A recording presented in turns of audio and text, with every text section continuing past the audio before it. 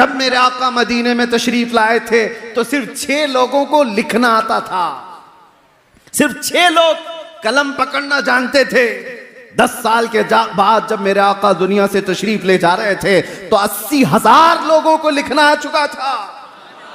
इल्म का इनकलाब इस दुनिया में इससे बड़ा कौन लाया है? मेरे अजीजों, एक सहाबी हैं, इनकलाब की बात आई है तो कहते हैं, या रसूल अल्लाह सल्लल्लाहु तआला अलैहि वसल्लम, ज़माने जाहिलियत की हमारी 2 चीज़ें ऐसी हैं जिसको याद करके हमें हंसी भी आती है और रोना भी आता है। कुछ बातें ऐसी हैं जिनको याद कर हम हंसते हैं, कुछ बातें ऐसी हैं जिनको याद कर हम रोते हैं। उस सहाबी ने जब ये कहा, मेरे आका सल्लल्लाहु तआला अलैहि वसल्लम पूछते हैं, कौन सी बातें जिस पर तुम रोते हो और जिस पर तुम हंसते हो? वो सहाबी कहते हैं, हंसने की बात तो ये है कि हमें अक्ल और शऊर नहीं, हमको किसने पैदा किया और हमारा राज़िक कौन है, हमारा खालिक कौन है, इसका शऊर नहीं था। तो हमने अफवाहों पर यकीन करते हुए अपने अपने खुदा बना लिए थे। आटे के खुदा बनाते थे और आटे का खुदा बनाकर सफ़र में भी लेकर के चलते थे। तवज्जो चाहता हूँ। और वो सहाबी कहते हैं, जब रास्ते में कभी खाना ख़त्म हो जाता तो हमारे खुदा का कभी हाथ तोड़ के खा लेते थे। आटे का तो था, खाने की चीज़ थी। कभी पैर तोड़ के खाते और ज़्यादा भूख लगे तो गर्दन भी तोड़ के खा लेते थे। वो खुदाओं के साथ ये हश्र करते थे। वो सहाबी कहते हैं, आज जब हमें ये बात याद आती है तो हंसी आती है कि हम जिसकी इबादत करते हैं उसी को तोड़ के खाते भी थे। और दूसरी बात, वो सहाबी कहते हैं, या रसूल अल्लाह सल्लल्लाहु अलैहि वसल्लम, वो बातें जो याद करके हमें रोना आता है। वो कहते हैं, मेरे खुद की 5 बेटियां पैदा हुई हैं और हर बेटी को मैंने कब्र खोद करके दफन कर दिया। आखिरी बेटी बड़ी हो गई थी। मेरे सफ़र में जाने के वक्त, मैं तिजारत के सफ़र पर था, मेरी बीवी ने बताया नहीं और बेटी पैदा हो गई। माँ कैसे मारे? 4 बेटियों को तो मैं पैदा होते ही गर्दन मरोड़ कर ख़त्म कर चुका था। 5वीं थोड़ी बड़ी हो चुकी थी मेरे आने के बाद। फिर जब मुझे पता चला 5वीं भी बेटी है तो अब तो वो पहचानने लग गई थी। लेकिन मेरा दिल इतना सख्त था कि मैं उस पहचानने वाली और मुझे बाप कहकर पुकारने वाली बेटी को भी घसीटता हुआ ले गया और उसकी चीखों को नहीं सुना। कब्र खोदा और उसको जिंदा मैंने दफन कर दिया। उसकी चीखें मेरे कान को आज भी अंदर गूंजती हुई नजर आती हैं। रसूल पाक सल्लल्लाहु तआला अलैहि वसल्लम के पास वो आकर कहते हैं, जब ज़माने जाहिलियत की यह बात हम याद करते हैं तो सेना कलेजा मुंह को आता है, दर्द होता है कि हमें अल्लाह ताला ने बेटियां दी थी तो हम ऐब समझते थे। किसी के घर में बेटी पैदा हो जाना यह ऐब था। या रसूल अल्लाह, आप जो तशरीफ लाए, आप जो तशरीफ लाए, मिंबर पर खड़े होकर मेरे मुस्तफ़ा ने फरमाया, जिसकी एक बेटी हो और वो उसे हुस्न अदब देकर सही जगह शादी कर दे, मेरे आका फरमाते हैं, मैं उसका हाथ पकड़ करके जन्नत में ले जाऊंगा।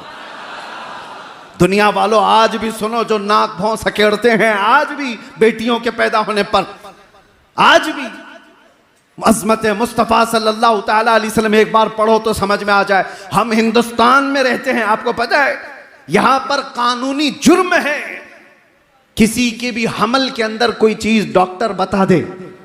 5 महीने 6 महीने का जब हमल हो जाता है तो डायग्नोस किया जाता है, सोनोग्राफी होती है, सीटी स्कैन होते हैं। डॉक्टर्स इतना तो मालूम कर लेते हैं कि पेट में बच्चा लड़का है कि लड़की है, लेकिन पूरे हिंदुस्तान में आप देख लें ये गैर कानूनी मालूम करना। क्यों? इसकी वजह क्या है? हमने तो हमारे कुछ साथियों से पूछा इंग्लैंड वगैरह में, कहा कि वहां तो डॉक्टर्स बता देते हैं कि बच्चे के आने की तैयारी कर लें। कहा हमारे यहाँ तो बहुत बड़ा जुर्म है, हॉस्पिटल्स में लिखा हुआ होगा कि अगर पूछ भी ले तो उस पर कानूनी जुर्म का मुकदमा दायर हो सकता है, उस पर फाइन है कि पेट में क्या है। मैंने मालूम किया तो पता चला आज भी यहाँ पर हामिला औरतें जाकर डॉक्टर से पूछती हैं, अगर डॉक्टर ने बता दिया बेटी है तो वो हमल को गिराने की बात करती है।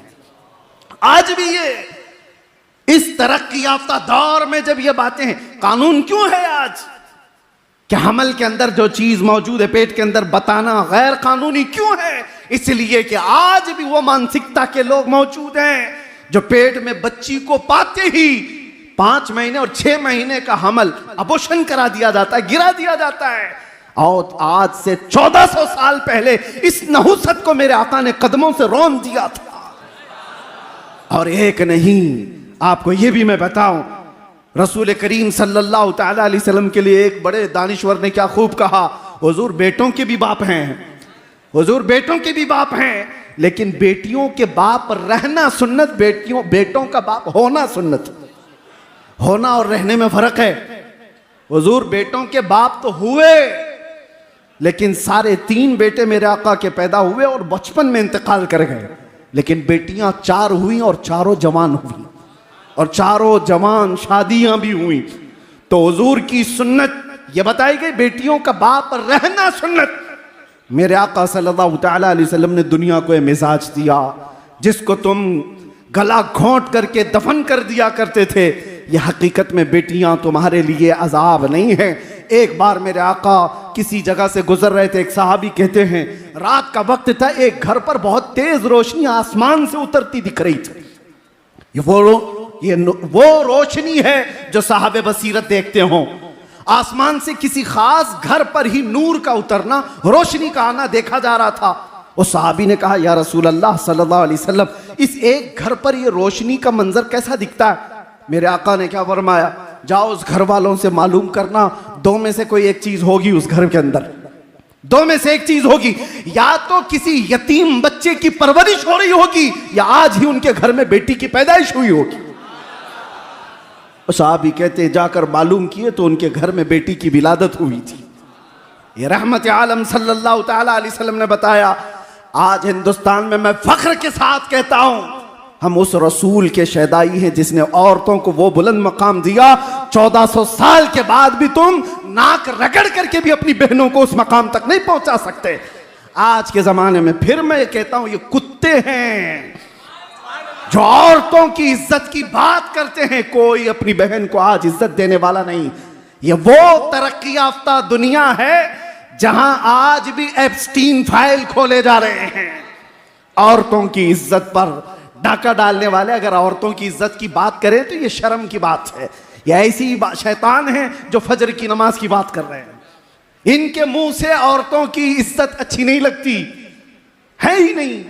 रियल में जो इज्जतें दी हैं मेरे आका ने दी हैं, और शादी भी मेरे आका ने फरमाई तो सबसे पहले 25 साल की उम्र में 40 साला बेवा खदीजतुल कुबरा से निकाह फरमाया।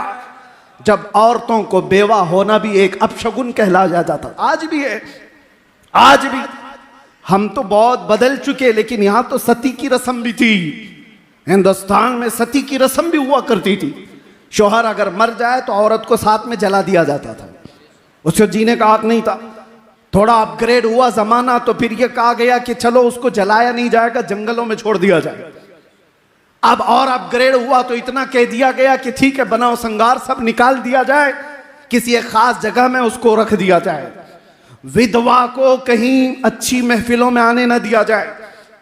कोई भी महफिल में आएगी तो अपशगुन है, काम बुरे हो जाएंगे। ये दुनिया का तस्वुर था। औरत का बेवा होना क्या उसके हाथ में है? क्या वो अपने इख्तियार से बेवा बनी है?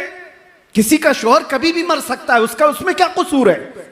लेकिन जिंदगी भर वो ये ऐब सहती रहती थी। आज भी बहुत सारी जगहों पर उनको मुआशरे से अलग किया जाता है, मगर मेरे मुस्तफ़ा सल्लल्लाहु अलैहि वसल्लम ने एक नहीं 9 बीवियां ऐसी निकाह फरमाई जो बेवा थी या मुतल्लका थी। मेरे आका सल्लल्लाहु तआला अलैहि वसल्लम ने ये जो इज्जत अता फरमाई, औरतों की बात मैं कर रहा हूं, ये तो एक हिस्सा है। आज के दिन किस किस मैदान पर हम गुफ्तगू करें, कहां कहां इज्जतें दी गई। औरतों की इज्जत पर बात इसलिए कर रहा हूं कि आज जरूरत है। हमारा वो दीन नहीं जहां पर 12 साल की बच्ची को बलात्कार करने वाला भी हुकूमत के तख्त पर बैठ करके मजे ले रहा हो। वो दीन नहीं है। ये दीन तो ये मेरे आका सल्लल्लाहु तआला अलैहि वसल्लम ने फरमाया, नजरों को भी उठाओगे तो नजर का जिना है। और ये भी नहीं है कि मुसलमान औरतों की इज्जत है। इस्लाम हर एक बेटी की इज्जत को वैसे ही समझता है जैसे मुसलमान बेटी की इज्जत है। ऐसा नहीं है कि जिना का अजाब, जिना की जो सजा है सिर्फ मुसलमान लड़की से करने पर जिना की सजा है। किसी भी घर की बेटी के साथ अगर किसी ने ज्यादती की तो सजा वही है। वो चाहे हिंदू की बेटी हो, चाहे वो यहूदी की हो, चाहे ईसाई की बेटी हो। ये इस्लाम ही है जो सारी बेटियों को एक सम्मान देता है।